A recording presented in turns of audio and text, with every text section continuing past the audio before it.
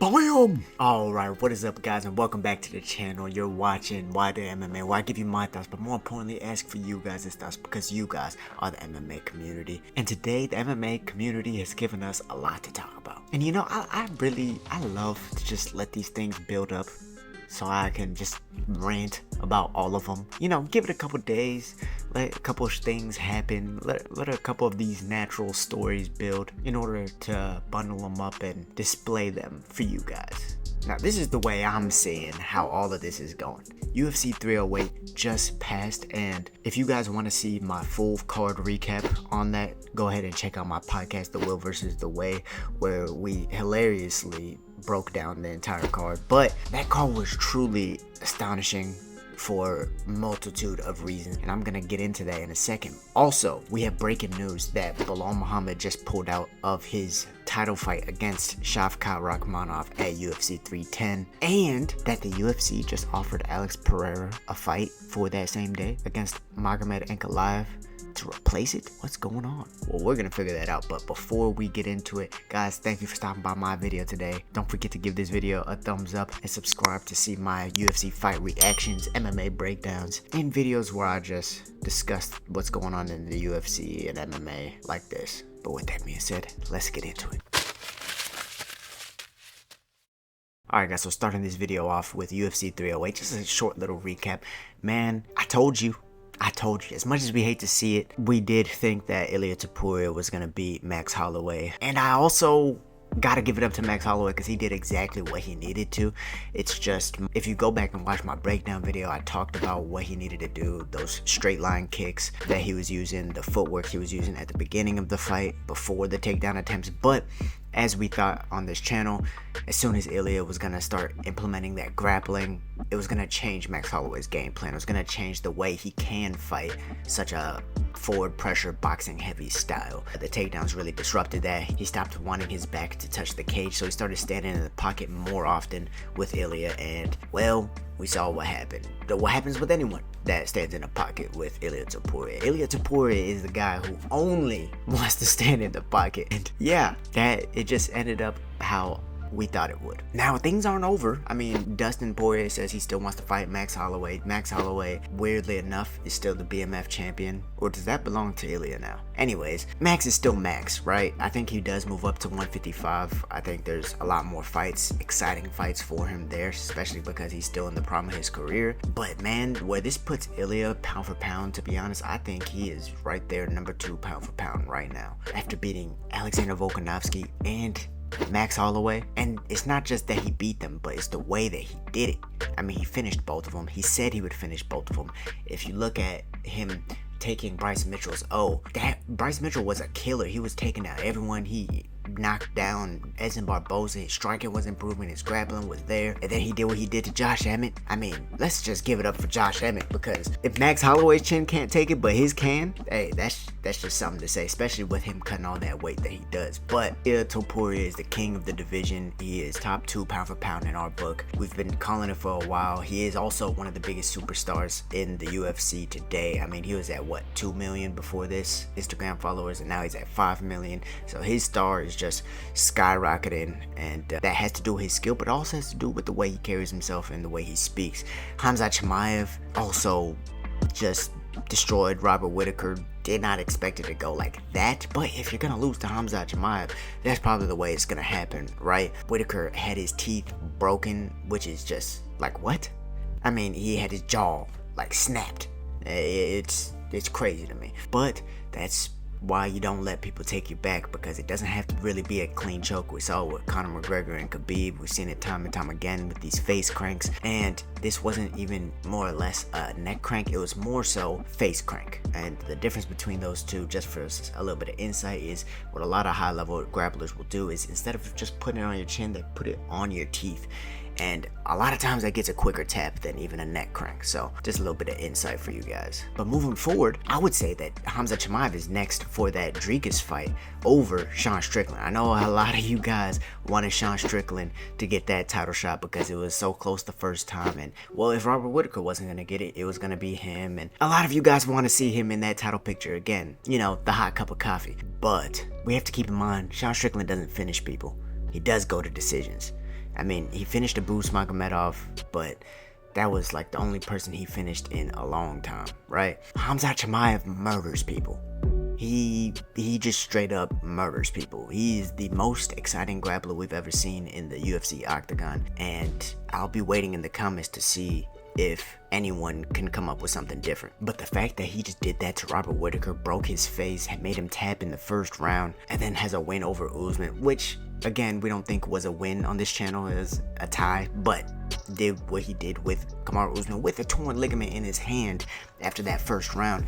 I mean, the dude's impressive. He should have had a title shot a long time ago. I know he missed weight and that kind of messed it up for him, but still, Khamzat's been at the top for a while and he's already getting paid like a champion. You might as well throw him in that title picture before Sean Strickland. I think it'll be massive. Dricus du Plessis himself said that he wants it, and if the champion wants it, we've talked about it before, usually that's the fight that happens. So who knows what Dana's gonna do with this Sean Strickland and Khamzat situation, but we'll get back to that, because getting to the breaking news of Belal Muhammad pulling out of the Shavkat fight at UFC 310. Now that was supposed to happen in what, 2 months? Around 2 months, month and a half. So it was relatively far out. I would assume that Shavkat might wait for that fight against Belal Muhammad, but if he doesn't want to wait, right, and he stays on that card, who would we see him fight? There are 3 fights that come to mind, right? The first one that comes to mind is, this is Ian Gary's chance to take a #1 contendership fight. This is his chance. He hasn't taken a short notice fight yet, and that's the quickest way to get to a title shot, is to take short notice fights, finish fights, and win. He's done all of those except for take short notice fights. And granted, he gets 2 or 3 wins without taking short notice fights, he'll probably be there anyways, but going against a guy like Shavkat that can stay on a co-main event, or if you put the interim title on the line, could be a main event. But let's say Ian Gary doesn't take that fight, because he is very cautious with his career. There was 2 people who were scheduled to fight both in that division for UFC 309 as well as UFC 312 in Perth, Australia, with JDM facing Kamaru Usman. That would also be like a #1 contendership, especially because Belal Muhammad is a new champion. But they can scrap that right now and either put JDM or Kamaru Usman in that spot to fight a Shavkat Rakhmonov. I know JDM has talked about fighting Shavkat before. He would be the quicker person to take it, I know. And Kamaru is seeming a little bit comfortable with his podcast with Henry and whatnot, and I think he's still recovering from some injuries and surgeries. So I don't know if he'll take that fight, but it's long enough out. It's about what, 6 weeks out. You could still put in a really good camp, even for a 5-round fight, especially if that interim belt is on the line. And we know Kamaru, all he really wants to do is fight for belts, so that's a possibility. But JDM would also love that opportunity. I'm just curious to see who Dana would call first. And this is all if Shavkat stays on the card, right? But we don't even know if that's gonna happen, because it has been rumored that the UFC has offered Alex Pereira a fight with Magomed Ankalaev in order to defend his title at UFC 310 and save the card once again another 3 months later. God damn it, Dana. What the hell, man? We just said we were gonna let him rest. He just talked about he wanted to rest. I mean, he has torn ligaments in his knee. He has torn ligaments in his toe. This man has saved 2 cards already. I guess that's why you're going back to him. But god damn. I mean, shit. As a fan, I'll take it. I think we all will take another Alex Pereira fight. But the issue here is, I have no doubt in my mind Alex would take it if he is relatively healthy and isn't in the middle of getting surgeries or whatever he needs to get done. But the other side with Magomed Ankalaev, he kind of just fought. He isn't really known for taking short notice fights.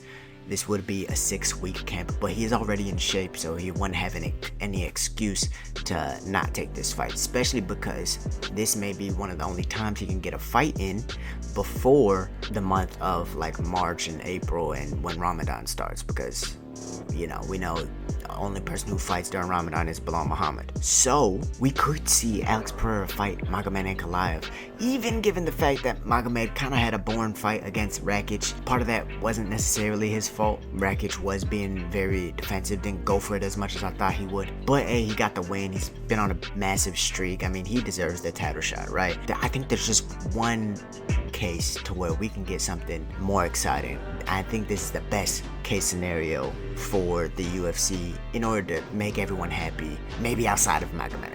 But what if, hear me out, what if the UFC was crazy enough to let Dricus du Plessis fight Sean Strickland? Man, just go ahead, fight Sean Strickland, get your beef out of the way, you know, kill each other. And Magomed says no to Alex Pereira on short notice, but Alex Pereira is still saying yes. There's a world where we see a Khamzat Chimaev, who was known and notorious for being extremely active in his heyday. He's healthy. He didn't take any damage during the Robert Whittaker fight. Sure, maybe he wants to see his kid, but a title shot? You getting a title shot against Alex Pereira? Someone has already been rumored to want to fight you. You've already spoken in the media about fighting him. Matter of fact, you just did that after your last fight against Robert Whittaker. You know you want to be a 3-division world champion one day, or at least 2-division world champion. I mean, that's the fight to make. Alex Pereira versus Khamzat Chimaev at UFC 310. You know, I don't even want to think about that. If I think about it, I might, yeah.